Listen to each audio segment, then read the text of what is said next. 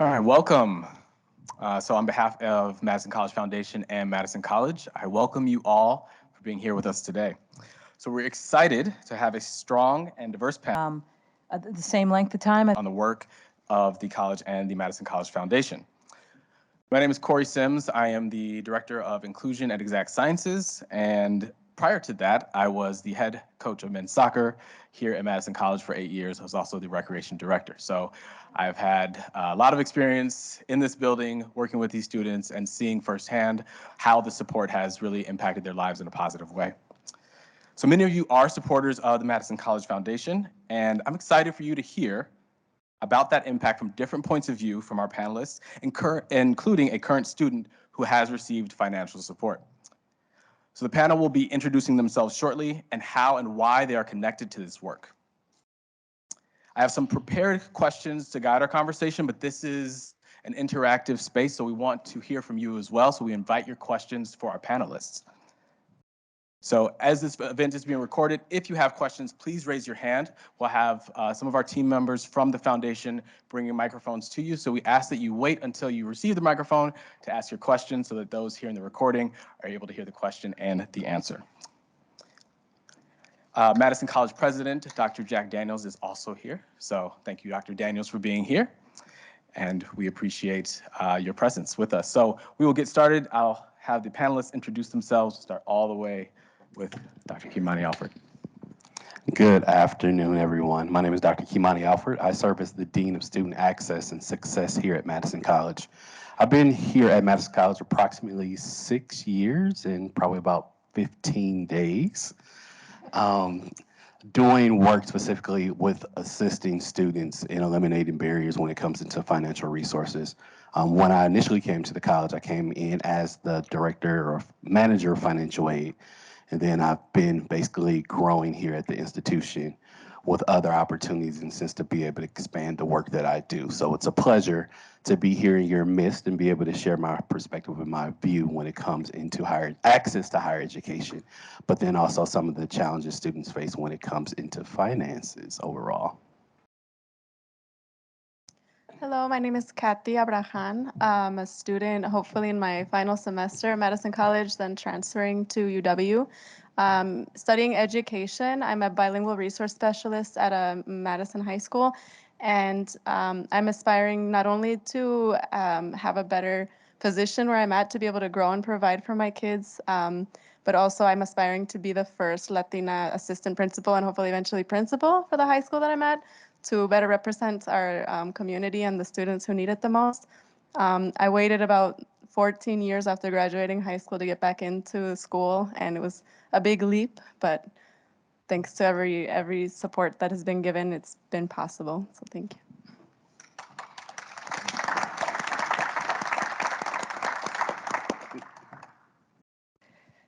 Always hard to follow a student.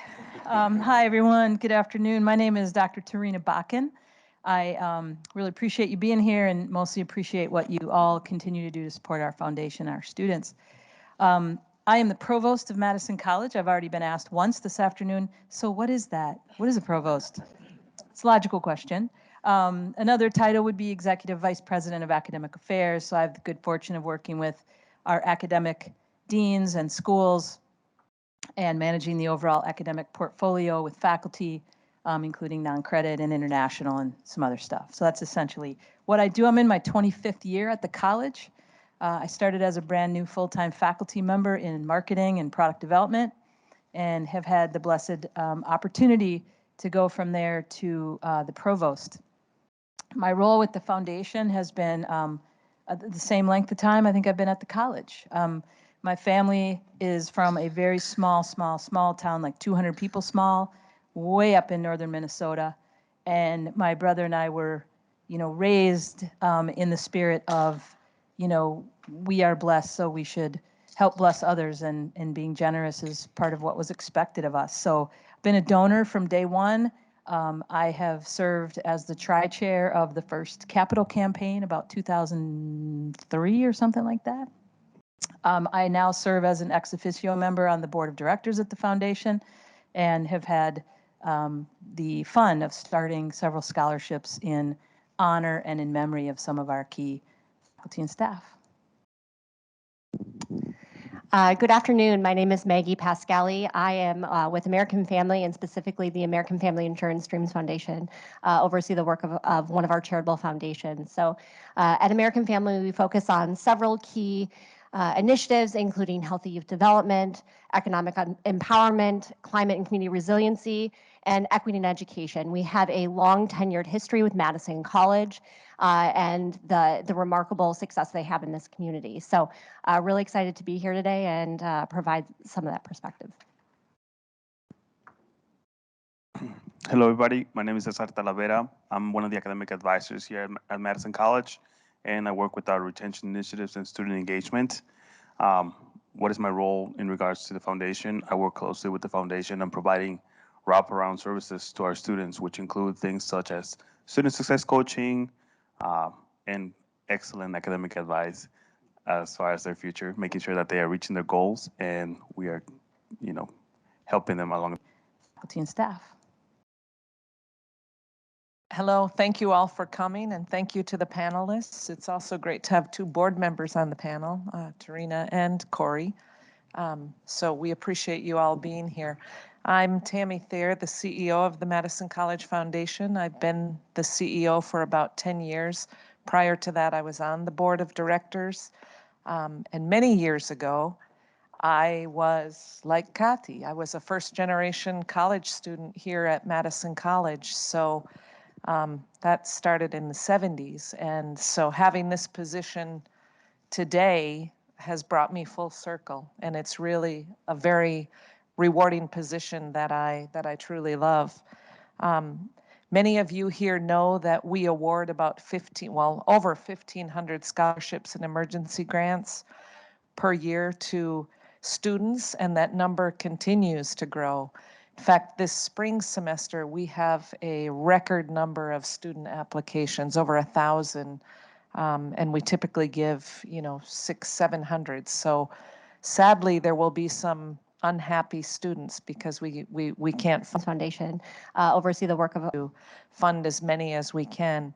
In fact, our vision is that no student be denied an education due to financial barriers. And our work is always done through the lens of equity and access in partnership with the college. Our primary focus in terms of fundraising is scholarships and emergency grants, but we also support the efforts of the college for specific strategic initiatives. The foundation has opportunities for support across all program areas.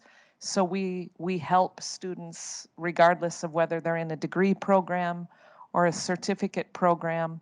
A lot of that is directed by donor donations if they're designated. But we also have a Smart Future Scholarship Fund that is a foundation scholarship that allows us a lot more discretion to award to the students with the greatest needs, regardless of the program area that they're in.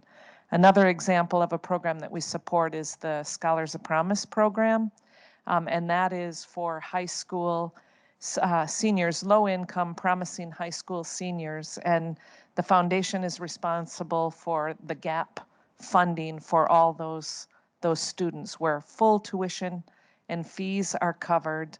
And we have an agreement with UW-Madison for the Promise students that if they are performing well, they are admitted to the UW-Madison Promise program, and they get 2 incremental years fully funded so they can get their bachelor's degree. So in both of these examples that I've given you, the students could be in the trades, they could be in business, they could be in healthcare programs, they could be in certificate programs. We support them all.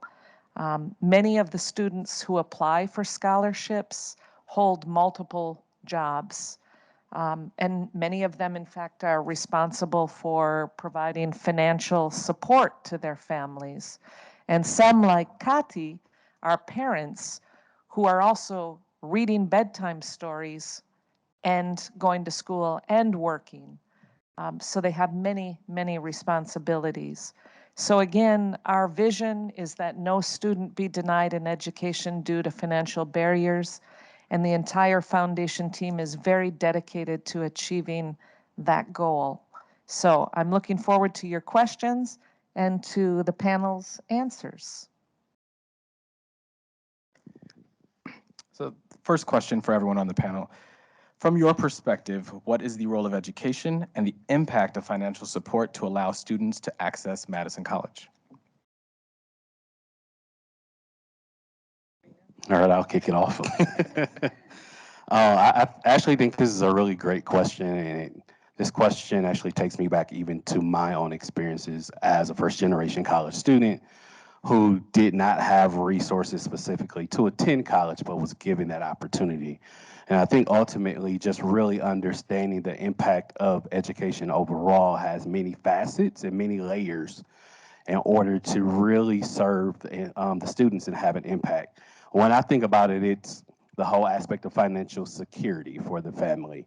Just knowing that there's an opportunity in a sense to allow a person or a family to come out of poverty because of the benefits of education. Just thinking about job security, having the opportunity in a sense to secure employment within their communities and be able to give back, and understanding that it also allows them to provide for their families. Other than that, I would also say things such as benefits. Being able to have a family that is connected to an employer that can provide the benefits and access to different things when it comes into healthcare.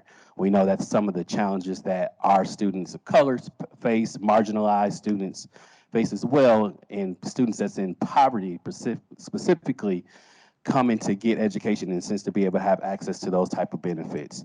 Of course, better career opportunities.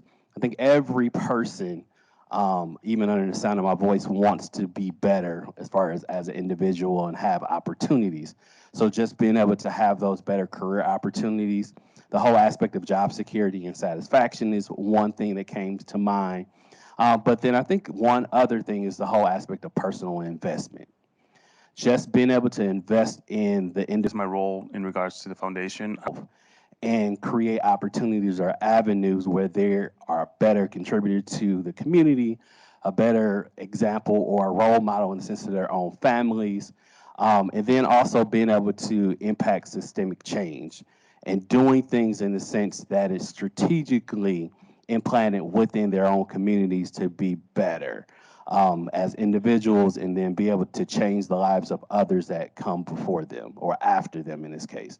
And it takes me to my own personal life. For me as a student, a first generation student who migrated from California to cold Wisconsin, when I thought about education, education wasn't an option for me because I knew that when I was in California, waking up every morning, I didn't know if the lights would be on. I didn't know if food would be in the refrigerator. I didn't know if I came home in the sense when we might have had an eviction notice on the door. So when I thought about education and just thinking about the impact of education, it creates that opportunity specifically to do just that. To say, I don't have to be in these situations, or students don't have to be in situations that could be negative or be stereotypical based off of the environment that they're in. Now, the other side of the coin, as I often say, is the financial aspect of it and access to it. We know, and many of us have heard, that a college education is not cheap.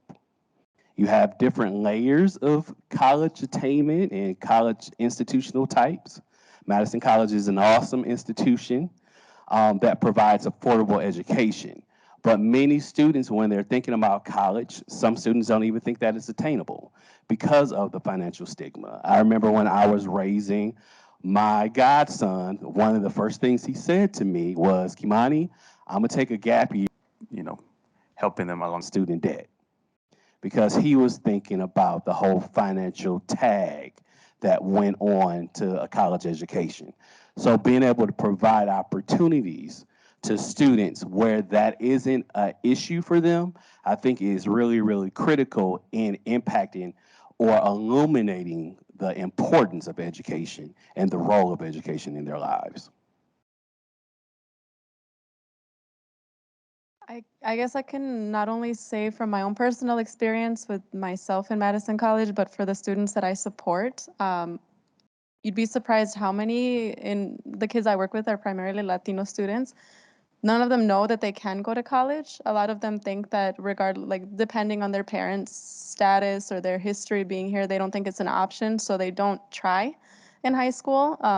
And this isn't all, it's just a lot. I'd say about 60%. They don't try because they think that that's it and they can't do college. So having learned of all of these supports and then making the decision to be that example, I guess, for them, especially the girls that I work with, is huge. And then hearing of their dreams and saying, by the way, if you're the first in your family that would go to college, like there's opportunities where you don't have to pay and your parents don't have to pay. And it just takes off a lot of the fear from those kids. And it took the fear off of me.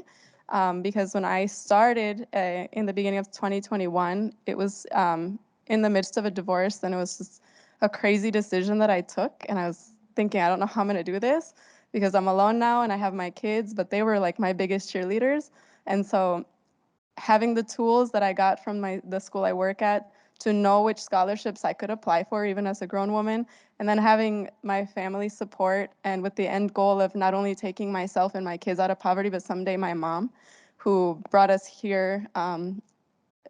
There's 6 of us, and she was a single mom, 2 of 6, and I share similar stories growing up that you never know one day to the next what was going to happen, what you'd eat, and everything. And just saw my mom working 3 to 4 jobs, and it's something that I decided when this all happened. I said, no, I'm gonna do it. My job requires that degree, and my job said if you ever want to grow here in this district, you have to have the papers. So I said I'm gonna do it, and with the ultimate goal, like most of my students, is getting ourselves and our parents out of poverty. And I'm surprised how many opportunities Madison College has that nobody knows about. And so I'm happy to spread the word now to our kids about this. Thank you both. Gosh, there's so many different ways that Prior to that, I was question. Maybe how I will do it in line with my peers up here is to tell a brief story from my teaching days. I think that illustrates to me the power of our mission, the power of the opportunity of education, and how that's woven into just barriers in life, specifically financial. The story I was going to tell, it's totally connected to what you just heard. This was a student I had. Her name was Ebony. She was a single mother of 3 boys. She was a first-generation college student. I can picture her in the classroom, in the row, in the seat she always sat in. And she had a few fits and starts at Madison College, given the complexity of her life and her support system and her other obligations. But Ebony was working in a dead-end hourly retail job. Actually, at that place they just tore down on M and K. You know, it was a haunted house. Used to be a convenience store. That's where she was working. Like, that's how well I remember her. Ebony went from some sort of fits and starts to not only getting her degree in marketing from Madison College, but she was runner-up to be selected as our commencement speaker, which was a really big honor. And there was a moment in her journey on the way to a more sustainable wage job and career opportunities to support her family that she came to me after class and she said, "Can I talk to you?" I said, "Of course." And she was in a situation where she was moving apartments and she needed the security deposit for the new apartment. She needed the deposit back from the old apartment in order to pay for it. And she didn't have it. And there was going to be about a 2 or 3 day gap in getting that back. Her only option in this community with her 3 boys was to not have a home for 3 days. And as much as I wanted to, like everybody at this college would want to do, pull out my own checkbook and just write her a check, I made a few phone calls, one that landed with the foundation that has an emergency assistance opportunity for our students. And by the end of a day, with a number of people involved, Ebony had a check for $500 and was able to get into the apartment that next day with no, bad consequences for her and her sons. And I share the story because for so many of our students, who are pursuing, the dreams that were shared, the one that Ebony was pursuing, that moment, that one very single moment was enough to probably cause her to stop out. And what we know about our students is if they stop out, their likelihood of them coming back and continuing decreases significantly. And I was so proud of this college. I was relatively early in my teaching career, and it was moments like that, quite frankly, that have kept me here, because that's what we do collectively for our students. And for a lot of our students, as Kimani mentioned, it's an empty gas tank or a flat tire. It's not always, the cost of tuition. Sometimes it's something so small that we have the power to just fill in that gap, and it allows them to continue right on. So that's my response to that question. Totally stole my thunder there. So obviously we've heard a lot about the importance of education, right? I think we all know the statistics. Those that have a high school diploma have higher earning potential than those that don't. Those that have post-secondary have higher earning potential than those with just a high school diploma, right? So we know the importance of education. What I think is so unique with Madison College is the sense of community that they've created, this microcosm community, which you just heard, right? It's not just about removing the barrier to access education and make it sustainable. Tammy was talking about the Scholars of Promise program where you have 6 semesters paid for. It's not just a one-time scholarship. It continues throughout, so you can continue that journey. But then also this emergency relief. It is a multifaceted approach, which that's what's so crucial about how they approach their student success. And I would say that's one of the reasons why American Family invests in Madison College, because they have that multifaceted viewpoint and approach to their student success. So just to add a little bit, but that's what I would say. Hello, everybody. I'm going to bring it back to what Dr. Kimani and Kathy mentioned. I'll speak a little bit about my history, and that's something that I keep very close to my chest. My history as a first-generation student who migrated here when I was 10 years old without speaking English from a small town in Mexico. One of 3, I have 2 other siblings, and coming from a single working mom household, I didn't know what education was possible. Didn't use computers when I was in Mexico, came here, it was a total culture shock for me. But having somebody like all the panelists here that believes in me gave me the tools to move forward. So what brought me here to Madison College? I've been to Madison College for about 5 years. I fell in love with the institution. I fell in love with my team, fell in love with the work that we do. Again, I'm a very shy, reserved person, so I'm very used to just working with the students because I'm able to not just understand the situations that they're coming from. For 1,000, and I can tell you appointments from this morning that I had as an academic advisor from people who are currently right now in a shelter that was trying to figure out, hey, how can I meet with you so I can enroll in classes? People who recently got their work permits to be able to get a job and continue with education, not knowing like, hey, can I still have access to scholarships, funding? I'm trying to just get my mom and myself out of the place that we're living in right now. Stories like that are not just random stories that I have. So those are things that I lived just this week, beginning of the semester, and those are things that happen constantly. Thanks to what Madison College does, thanks to what RISE, which is the unit that I work with, thanks to what there will be some unhappy. Provost Tarina, Dr. Daniels does, we're able to change the narrative for them. We're able to provide that access for education. We're able to provide like Scholars of Promise does, 6 semesters, then UW. Some of my students are like, well, what am I supposed to, I just want to get an associate's and get a better job. I'm like, you have an opportunity to not incur in student debt and get your bachelor's and possibly a master's. Right now I have a student who is going for their doctorate in some sort of electrical engineering at UW-Madison. The way he explains it to me, because he's a lot smarter than me, he makes fancy refrigerators for NASA. And I'm like, okay, that sounds pretty cool. And he is super thankful to what Madison College did.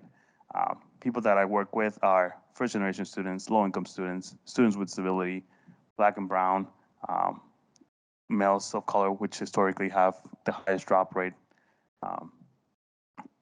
Again, any student who is under the category of high promise, they work with me, they work with my team, and anybody who enters Madison College through those doors, we're always welcome for them. We always have a snack in our office, something to cheer them up, a shoulder to just come and cry if things are getting rough. And then we always provide those resources like, hey, let me make some calls. Let me reach out to the foundation. Let me see what I can do to provide some relief for you. There. That's great. I think the entire panel has given you a pretty thorough answer to this question. So what I will add, and I think I can speak on behalf of Kiamani, Kati, and Cesar, and myself, all four of us being first-generation college students who had a lot of struggle. Is always done through the importance of education is it's transformational. I think for all four of us, had we not gotten an education, had we not had financial support along the way, we would not be doing what we are doing today. So 4 examples on this panel of what Madison College does. I got my start here, as I said. I could not have started at any other institution. Transferred to UW, went on to Boston University to get an MBA, but all of this was possible because of the start that I got here. So I think on behalf of all 4 of us, you can see that education realizes dreams, and it is transformational for so many. The only other comment that we didn't address, and perhaps Dr. Bach and Tarina can talk about this at some point, is education is important to employers. Employers are seeking students that we educate here for jobs. So it's also very important to fill the employment gap. Well, thank you everyone for your very thoughtful answers. And Tammy, that is a great segue. We will be talking about how do we connect what we've heard here. We talked about the or the barriers for prospective students, for current students. So some of that knowledge of educational opportunities, seeing themselves in the support staff. Once we get that support, once students are here, how responsive is the college and specific program areas to employer and overarching community needs? So kind of looking at that middle table there. Thank you, Corey. Yeah, the making sure that what we offer in terms of our academic portfolios of the college for the current industry needs and trends in our district as possible. That's the core of my responsibility and that of my team. There's a number of ways that we approach that. And one is we are committed, first of all, to a healthy mix and balance between occupational and technical programs, clearly linked to jobs and industries. We are also very committed to the value and power of the liberal arts and core workforce skills, both in terms of creating better citizens, but more educated citizens who can help us create a more just society. So I do want to make sure people understand that commitment academically. All of our occupational and technical credentials or program areas have an advisory board that is part of our way to make sure that what we're doing is connected in the most current and relevant way possible. We don't expect industry professionals, hiring managers, entrepreneurs, business owners, alumni, transfer partners.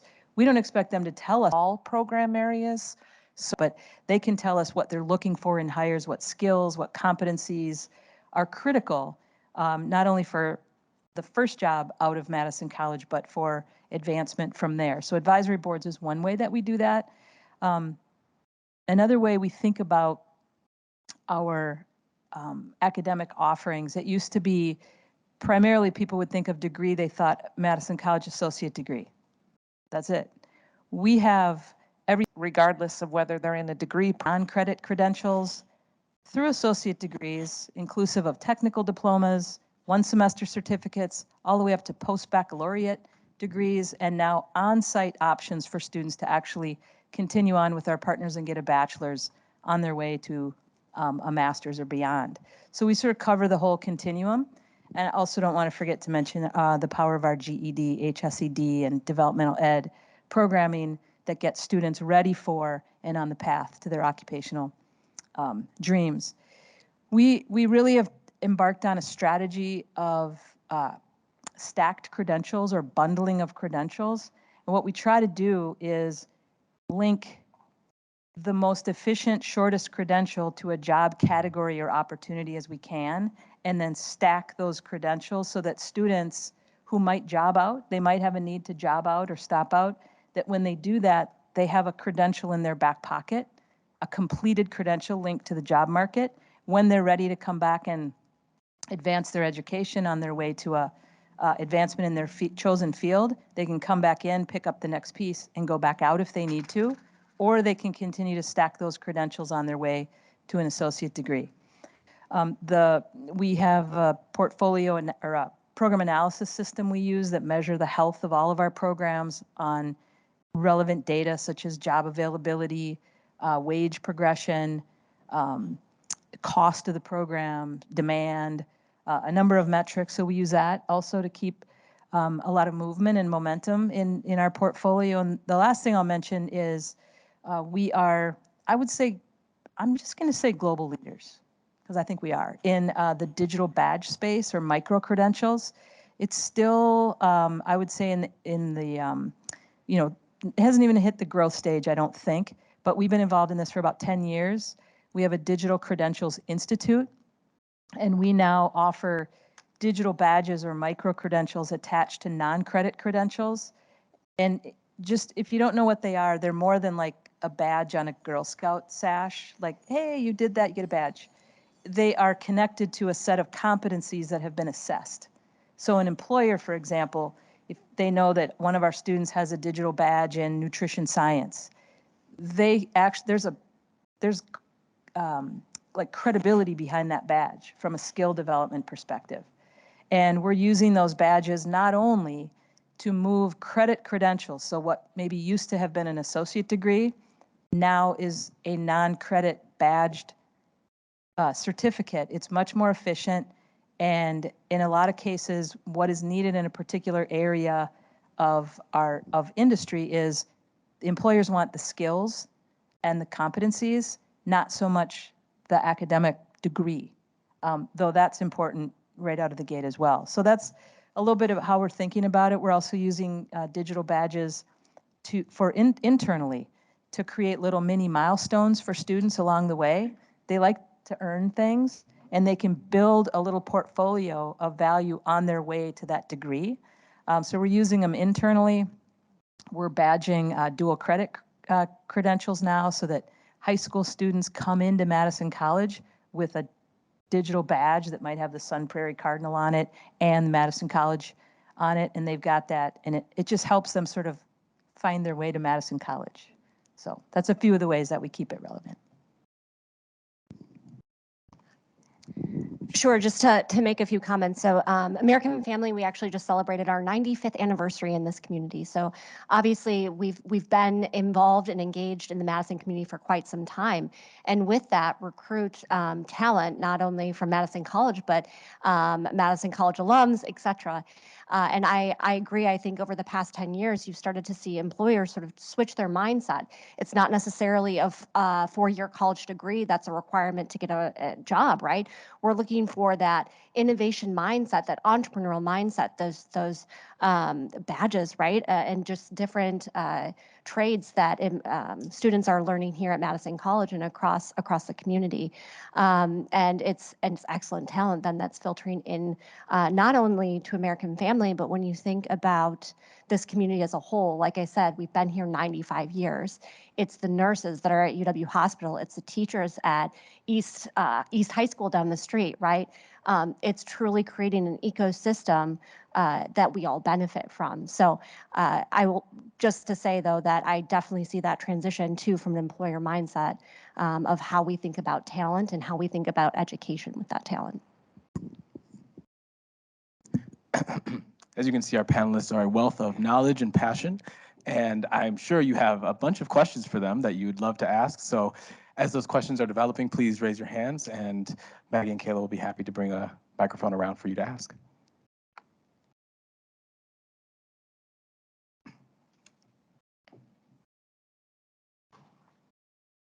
Oh, thank you. I've been learning a little bit more about the limitations of students that are going through the public schools in Madison. And I'm wondering whether you've experienced that situation in terms of your admissions policy at MATC and the number of students who are graduating high school but really not fully prepared to move on for education after secondary school. So I'd like to hear a little bit about what if anything, you're doing in this area to make sure that you provide enough support for students who need support before they move on to MATC or other college experiences. It's a great question. We do have some folks in the audience who can help answer these questions. We have Doctors Daniel and Ahelo here who are able to help answer.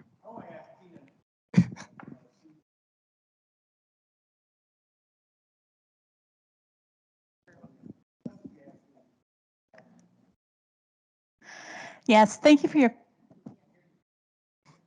He was just telling me what I'm going to do, how I'm going to respond to you. So I want to share with you. My name is Valentina Aedo, Tina Aedo. I am the vice president for our Goodman South campus, which many of you have supported, so thank you for that.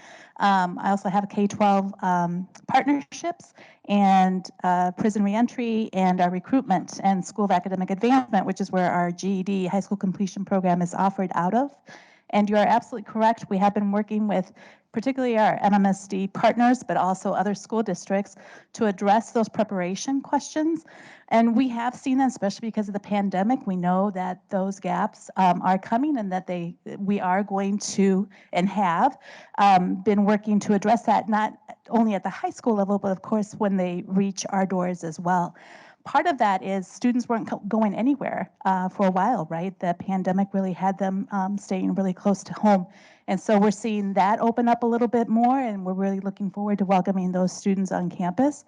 We have been working with all of our school districts, there are 40 school districts in our Madison College district, working with all of them on dual credit options. So these are courses that they can take while they're in high school, taught by their high school teachers that are then transcribed onto their transcripts. So when they come to Madison College, they already get credit for having completed that. And that actually allows many students, like Provost Bakken was referencing, to have completed sometimes credentials by the time they get here, and then they're able to add on to that and continue on.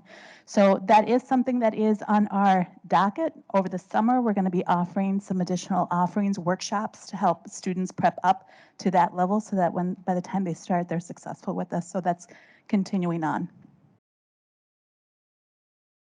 You're welcome.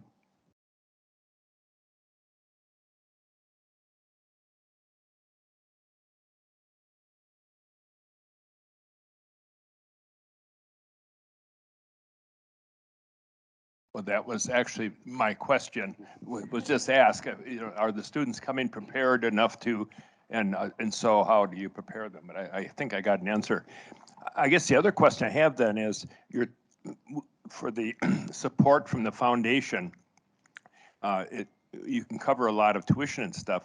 What about living expenses for people? I mean, this is an expensive town to live in, and what are the opportunities for people to get help with that while they go to Madison College? So from a foundation perspective, we offer some tuition reimbursement type scholarships. We also have emergency grants when people have a particular struggle. We don't necessarily provide a housing allowance. We all know the cost of education goes well beyond the cost of tuition. But from a foundation perspective, we can help cover those those two areas. And I'm sure, Kiamani, you have more to add to this. Yeah, so when we think about just overall the support that our students need, so over the past 2.5 years, we've received a significant amount of money specifically from the Department of Ed regarding emergency funding. Specifically, about $30 million has been allocated specifically to be able to support our students that are experiencing what I consider to be life challenges. What we have noticed specifically through emergency funding, that housing has been the number one thing students have requested resources for. So during our process of being able to support our students, we have done everything that we possibly can to remove any type of barrier that students will have access to those funding resources so that they can be able to satisfy different things, understanding specifically that it is expensive to live here in Madison, but then also being able to assure them as they're coming to us as a student that that resource is available to them in order to meet that right now need. That continues to grow. We're still providing millions of dollars for this semester to students, but we're noticing that once this funding begins to deplete, because we're in our final stage of the large aspect of funding, we still have private dollars through the foundation and have that partnership that will be able to provide support to students, but it's nowhere in the near magnitude that's been provided to us from the Department of Ed. But it still does give us, in a sense, that olive branch to our students to let them know that Madison College is here to support them. And when those needs arises through our partnerships, through the foundation, through the city of Madison that we are able to, in a sense, be able to address a lot of the things as far as when it comes into basic needs.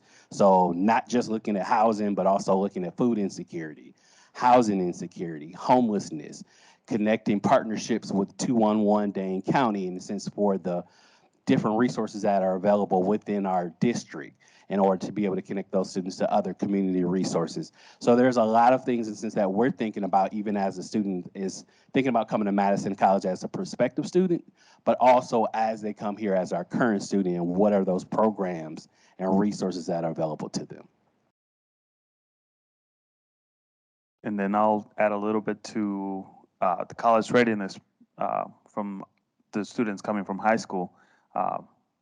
Big shout out to School of Academic Advancement. We have some excellent classes that would prepare a student as far as like reading, writing, and math to help them be successful in college level courses that will transfer or will fulfill requirements for the program that they're in, their technical diploma, their associates, whatever they're in.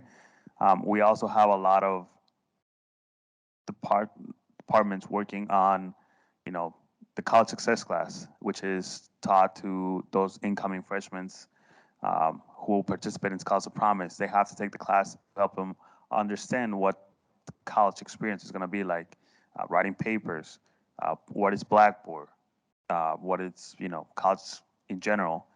We also have a lot of additional support, such as I mentioned earlier, student success coaching, which provides one-on-one time with one of our student success coaches to answer questions about, hey, I don't understand how to get my books. Hey, I'm having issues, connecting with somebody in this class. They are the first point of contact for the students to help them be prepared for college. And that we tackle a lot of incoming freshmen, especially through the pandemic. We've seen that grow a lot more. I think it's on. There were some comments about a lot of The entire foundation team is very students themselves are working part-time and full-time, and a lot of the jobs that they're on, they don't have health insurance. I think Dr. Alfred mentioned that. And is there any collective health insurance policy that the students are able to have? Because health is becoming a very complex situation everywhere. And health can really hurt a student in finishing a semester, or just not being able to come here because they have to go and work and they're not healthy. So is there something that is there a need for that? Or is it something that's existing already, and that's something that could be, since we have American Family Insurance here, I thought I should. looking forward to your questions. For one, We don't do health insurance. Pardon me? Said we don't do health insurance. You know what? I was afraid you were going to say that. I have my car and my plate, my renters with you, so and I love you. But maybe this is such a great university town for healthcare too, and we have great healthcare here. So that's my question. If there's a pan here. Yeah, the mic's being handed to our colleague, Dr. Tim Casper, who's Executive Vice President of Student Affairs. And I think Tim's probably going to talk about our Goodman, or our Group Health Cooperative Clinic, but do want to just comment on that in general for our students and our employees. There's just right now on wellness, and a lot of the wellness opportunities students do have access to. So we are very cognizant of kind of overall health, not just academic and financial health, but physical health and spiritual health, mental health. It's just a big priority of the college. Tim, please. Thank you. Thank you for that framework. About 9 years ago, when we took the referendum dollars and we were able to build some new facilities, including the health education building across the street, we went out for a referendum to identify a healthcare provider to provide access to our students for some healthcare. Our students had been accessing healthcare, and some of you may recall this. There was a trailer out here on the far east side of our facility in our partnership with GHC. And that was, limited health care, right? Really, if you're feeling a little ill, you thought you probably had some kind of cold or flu, some basic testing for some things. That's what we are providing for our students through a student fee that they assess themselves. So the students who attend classes here at the Madison campuses are those students who contribute to that fund for that limited package of services. We do know, right, from hearing from our students, particularly those that are a little older, right, they qualify, some of them, for Badger Care and actively use a much more robust set of healthcare services for them and for their family members if they've got dependents. On the mental health side, as Tarina talked about, we had some federal dollars that we were able to use to augment the services that we provide through our counselors on site. So currently we have a telehealth relationship with. All right, I'll kick it. Into the evening and on weekends for our students. And our students are able to select from a variety of different providers, gender, race, ethnicity, to best meet their preference, and can change if they're not having a good experience with that particular provider. So we have evolved some of our healthcare support for our students, again, both mental health as well as physical health, to help them be the best student they can in the classroom, because that is foundational to that experience that they're trying to have as a learner. In the classroom, is to be prepared in those ways. Thank you.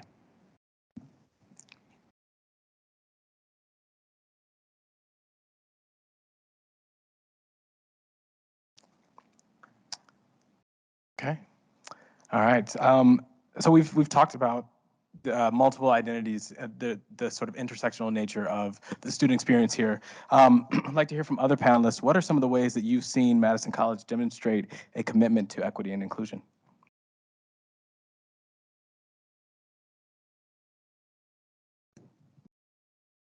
I'll start this one. I think ultimately we saw our commitment really ingrained from the top. I always take pride, specifically when I'm having conversations with my colleagues across the country, as far as our dedication to diversity, equity, inclusion, literally by creating a plan. This is the first institution I've come to that literally the plan was there and it was disseminated down, giving, in a sense, one, ownership to the college and responsibility or accountability to the college, but then also to the various departments and areas and staff, in a sense, to be a part of, in a sense, educating our teams, but then also impacting our students and having the commitment to our students, in a sense, to change policies that, in a sense, might have marginalized our students, or policies that might have, in a sense, I would say, discriminated against our students.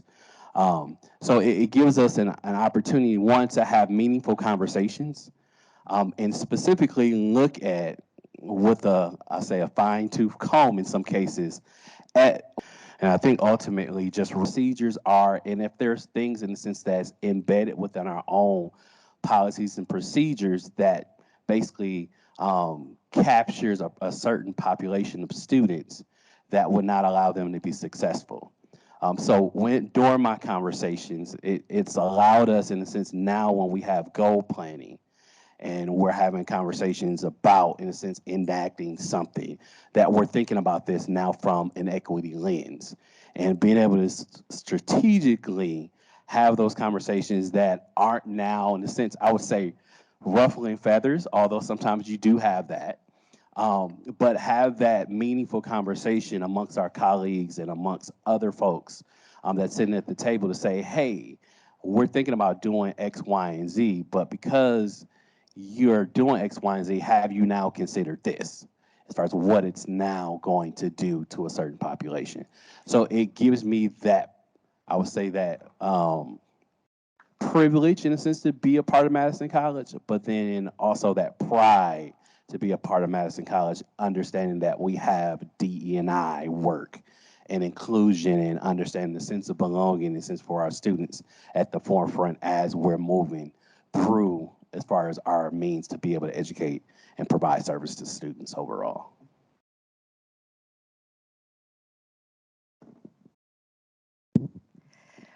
Thank you. I would say, building on what Kimani said, there are also so many ways that we could inform this very important question. And I want to just give one example from the academic arena and then turn the microphone over to someone I'll introduce to you momentarily. From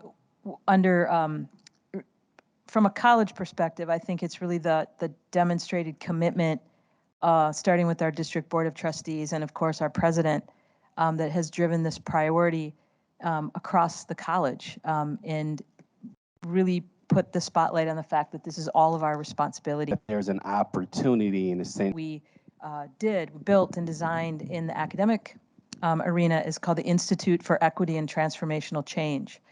And it's faculty led.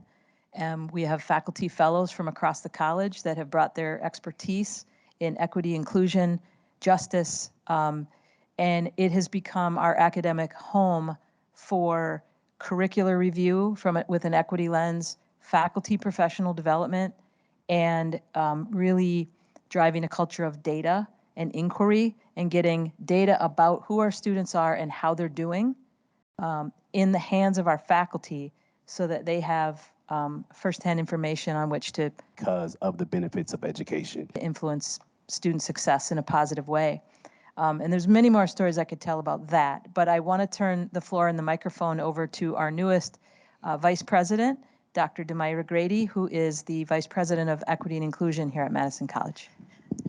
Well, thank you for that, Tarina. I was just planning to listen because for me it's, well, I wanted to hear the response to hear if I'm doing what I need to be doing. I think this work has a level of accountability that sometimes is beyond plan. So I'm like, well, I wanted to hear how you feel our plan is going. So as Tarina said, I am the new Vice President of Equity and Inclusion and Community Relations. I've been here 6 months now.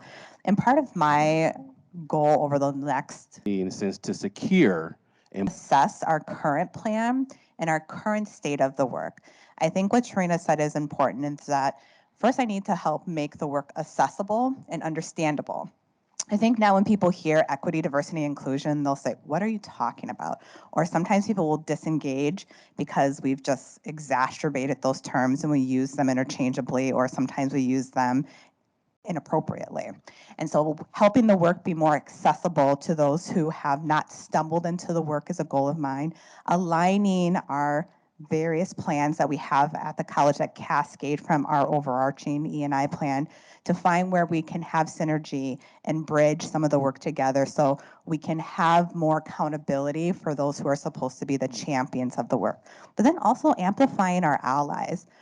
To what Kiamani said, this is the first institution that I've been to that, not that has a plan. A lot of institutions I've been at had a plan, but to have so many committed folks to this work, to the point where they'll come and say, what am I supposed to do next? Use me, tell me where I'm supposed to go. And I'm like, just wait, we need to bring people along. So we have so many engaged people in this work. And this is the first institution I've been at that has that. So my role is to make sure that I'm championing everybody to have an equal seat at the table, centering our most vulnerable students, and amplifying their needs to our foundation, to the cabinet, to Dr. Daniels, so that we make sure that we are positioned to receive the students that are coming to our institution. The question that was asked earlier about some of the gaps around healthcare or the disruption of learning that happened during COVID, I think about often in terms of the disproportionality of the impact of some of our most vulnerable students in our community. How can Madison College, as a kind of open access space, make sure that we prepare ourselves to retrieve those students when they don't have any other place to go, a home to go, a job to go get because they haven't been skilled up equitably or had that opportunity. So that's the work we're doing, and I have everybody committed at doing that work so far. So I've enjoyed this role, and thank you for amplifying me, Tarina.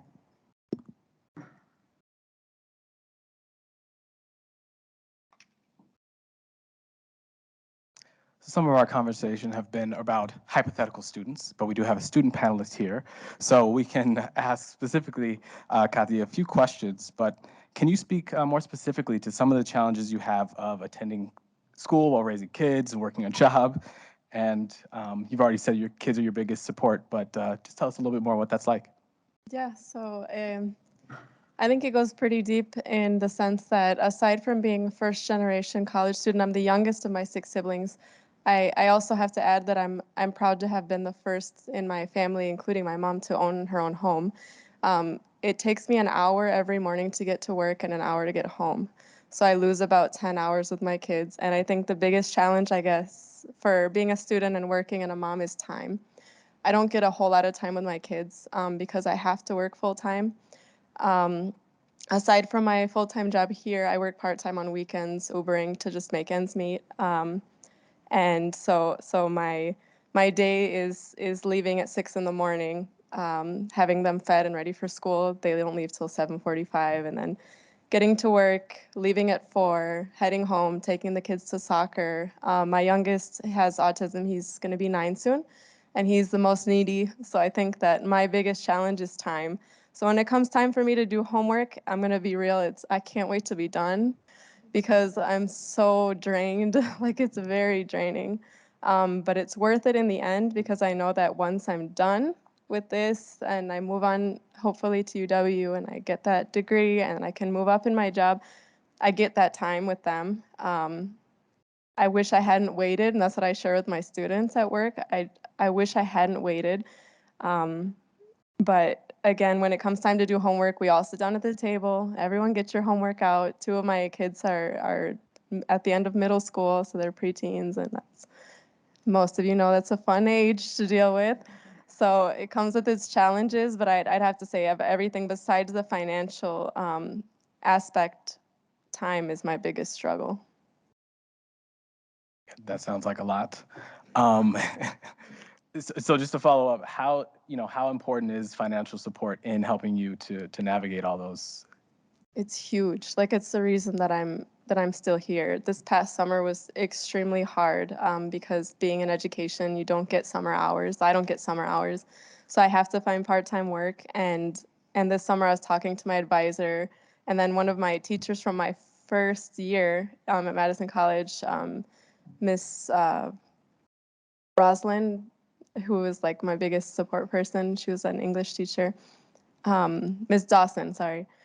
I was telling her I can't do this. Like, I need to take a break. I need a year. And she's like, you better not take a break. My voice wants to be better. The same. Like, literally, you just have a year left. And I'm like, I'm dragging.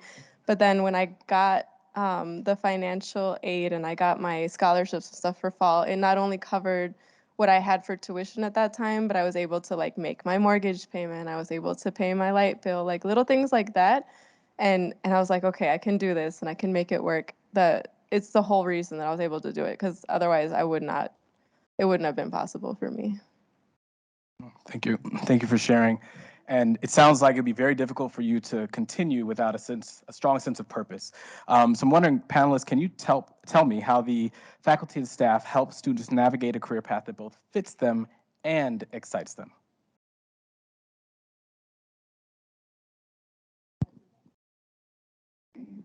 I was going to add to that. There's a couple of faculty that made the difference in me. I'd have to say that the ones that understand the time aspect and are more forgiving when it comes to some deadlines, because I'll say that whether I have a week to do something, sometimes the days fly and I don't have a chance.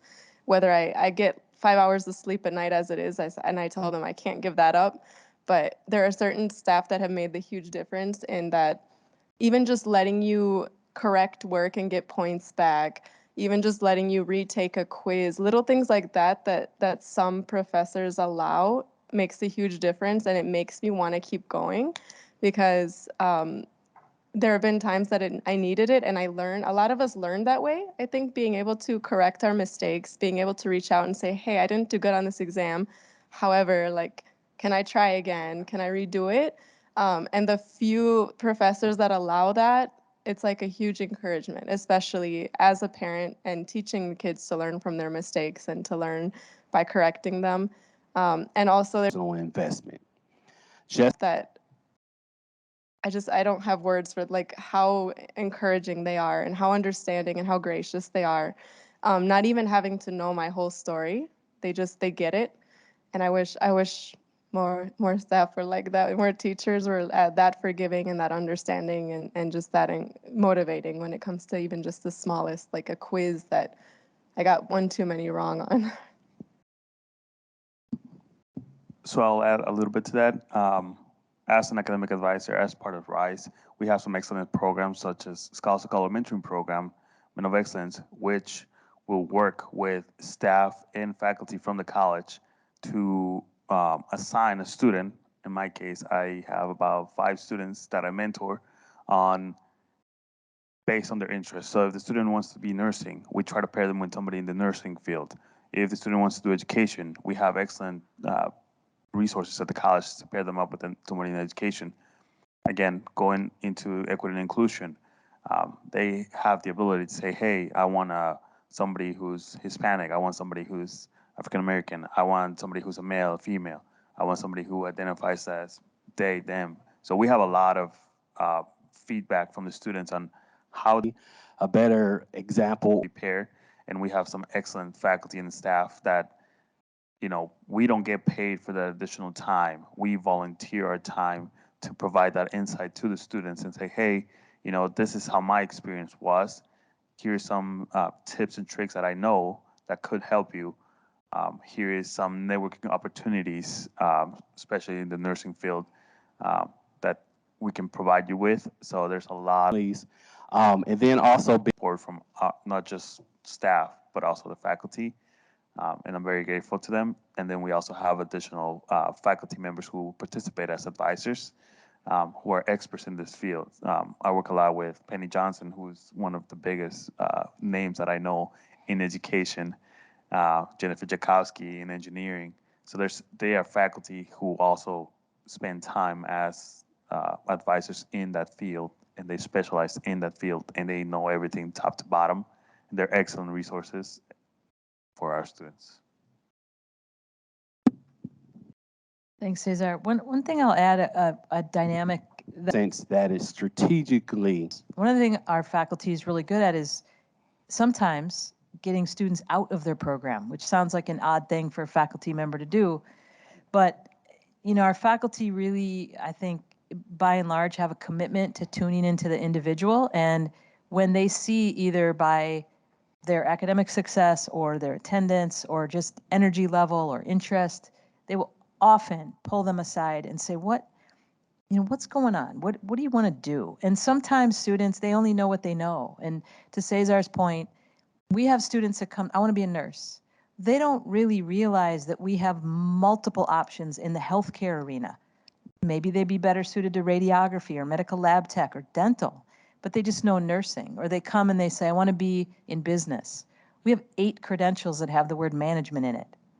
And so our faculty can help them sort of, and the pre-majors that Cesar mentioned in education and engineering, if we can get students in an area of study or an area of interest, then between our really skilled academic student services staff and our faculty continue to narrow their interests and hopefully get them on the path that is the most interesting. Before them or after them in this case.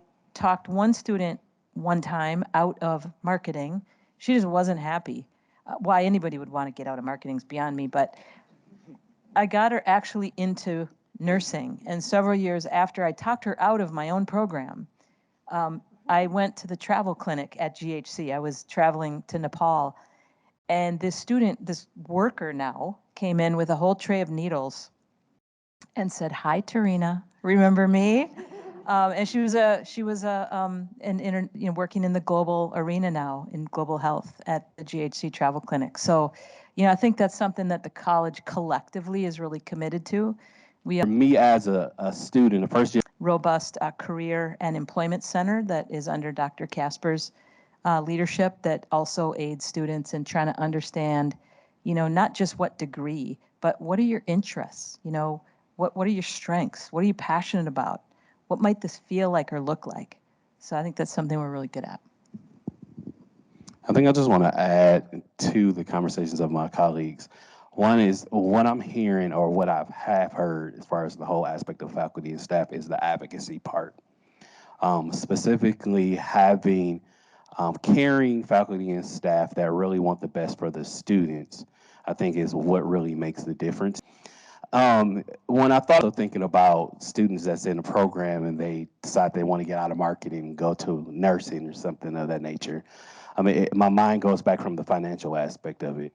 And many of you know if a student is in the wrong program that they're not eager about completing, they spend longer time in there. In some cases, can incur additional loan debt. That in the sense when they graduate or leave, they have to pay back.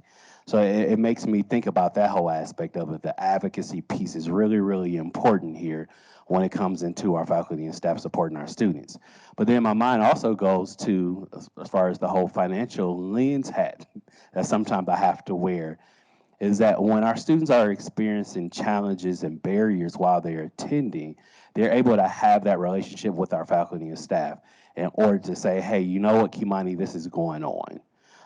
And I've had so many conversations with various faculty members, Bernie Holes, Chuck Benton, other staff members. I actually had a conversation this morning with the manager of academic advising who was advocating for a student who needed a gas card so she can come to class.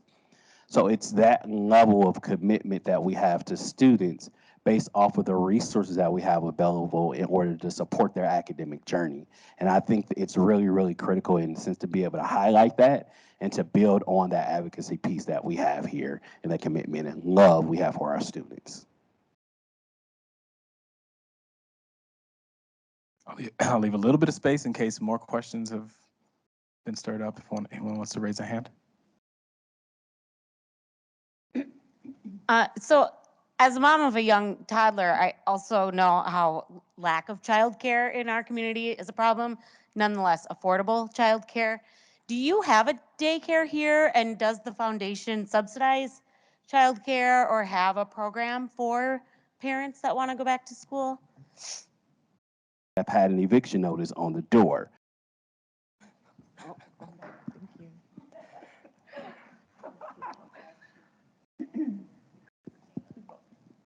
I was planning just to come and listen, so thank you, Dr. Daniels. The college, it was one of the first colleges to actually have an on-site childcare. We started that downtown, brought it over to Truex. Sometime we had a couple, but we only serve capacities. Our issue, even as we've expanded and have a new campus directly behind us that way, whatever direction that is, north, I don't know, that way, okay. So that's a definite need. We do know, we have data that, of course, if students have their children in care, they're able to come and take care of their studies and complete their degrees. So we know how essential it is, not just, of course, to the students. We also service our faculty and staff and community, but our students are our main priority. I mentioned earlier Goodman South, and when we built that campus, that was also a service that we had wanted to have there, and so that's something that we are working toward. We have some some funding right now through a workforce innovation grant to do some work in our communities to find out how we could, not just ourselves, and I think I heard this earlier when we were talking about resources for students, how we can partner with other agencies and other organizations to help provide for that. But absolutely, childcare is one of the essential services that we have found for our students to be successful. I want to add to that.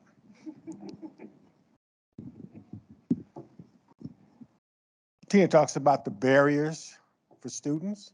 That's a huge barrier. And if we talk about our child care center, we have 7 campuses serving 12 counties.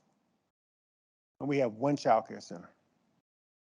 That capacity is 50. And so we are really concerned about how we're going to be able to better serve our students, number one. But no, Stereotypical based off because they need to have employees, as you've always heard, especially in Wisconsin. And if you're going to sustain employment, going to retain employment, oftentimes you've got to be able to provide child care. If you're talking about a second shift worker, there is no child care. And many of our students who are working multiple jobs are in second shift. How can they sustain that? This is an issue that's affecting the college and employers. We've been working diligently of trying to create a response, and we'll continue to do that. Madison College can have a response, but it's not going to solve the issue because we got to find ways that we can do this across our whole district. When we think about our other 4 campuses in our region, they have no child care. And they have to depend on references, who else is doing child care in those areas, and can we do referrals? us have heard that But there's a timing issue. And with the whole industry, child care industry, the issue becomes their employee base. We train child care workers. We train child care administrators. But when you start to think about what wages that they make, there's huge turnover. And I think a couple of days ago, there was an article that talked about the number of child care facilities. If there's not a change, they're going to close. And then what? So I appreciate you bringing that point up. And the college is very committed to addressing that issue, especially with our partners who are our employer-based, as well as community-based organizations.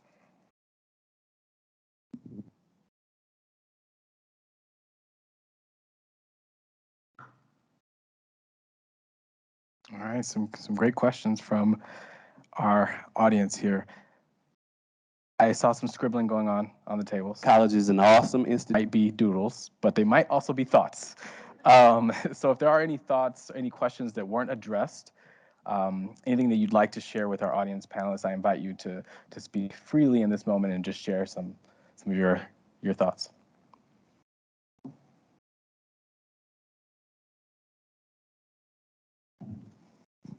I'll talk a little bit from the student point of view.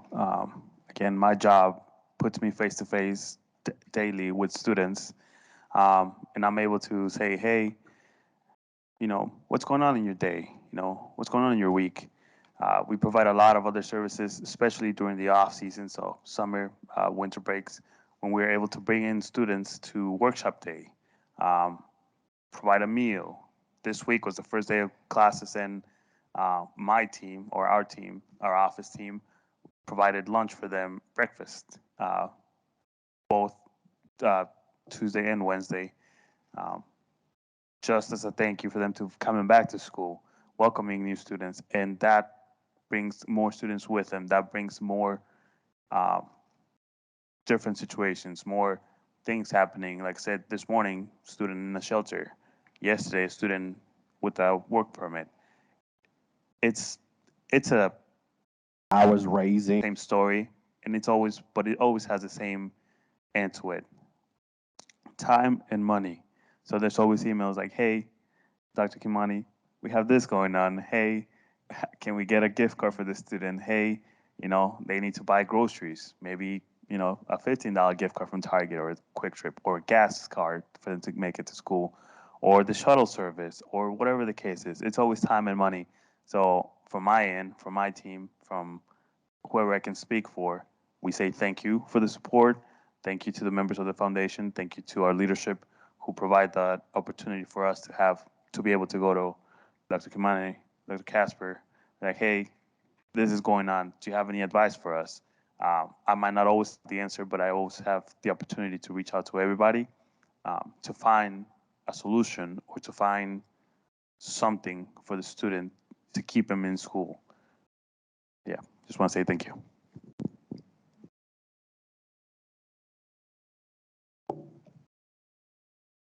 I'll just add to that thank you because it's made a huge difference in my life and every little bit helps a ton. So thank you for the donors who do this for me and for even my students and everybody.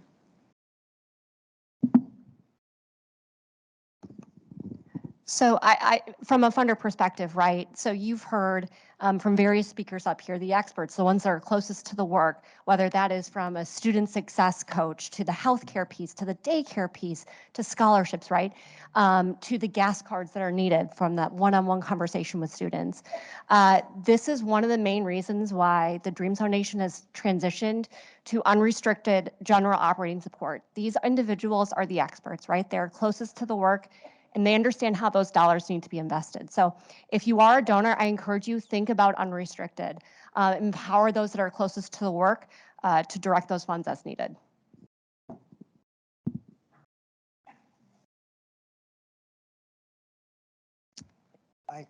I don't have a question, although I have many questions, but I just wanted to give my appreciation to everybody, both at the college and at the foundation level. I've been on the foundation board for over 20 years. I have to thank Mary Solinger for the invitation. And I've seen the growth of the foundation and the growth of MATC and getting involved in the right kind of programs. And although the foundation hasn't met all of the financial needs of students, it's certainly significantly more than when I came on the board 20-some years ago. So I just wanted to express my thanks to everybody. Thank you. And so I do want to thank our panelists here for sharing their experiences and their thoughts with us today. So please, let's give them a hand.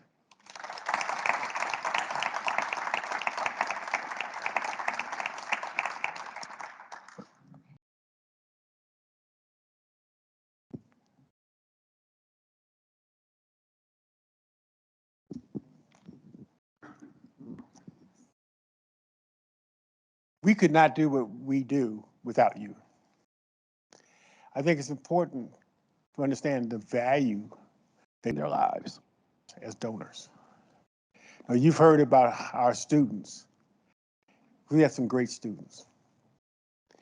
And when we have scholarship breakfast, you hear some of those testimonies, if you will, and they do outstanding. But I also want to really thank and give appreciation to the folks who work here at Madison College. Faculty, staff, and our managers. And you've heard from the experts today, those who are sitting up there and those who not only say from my own, because we couldn't do it without them. And I just want to really express my appreciation. Personal experience with myself and our folks here as donors, because you've done a tremendous job for us, and to what I believe is going to be a future that is really going to exemplify success of students, giving them what they need to get over their barriers, and hopefully moving them forward. Because that's what our goal is. It is about students. It's about the success of students in every shape, form that we can do it. So I thank you.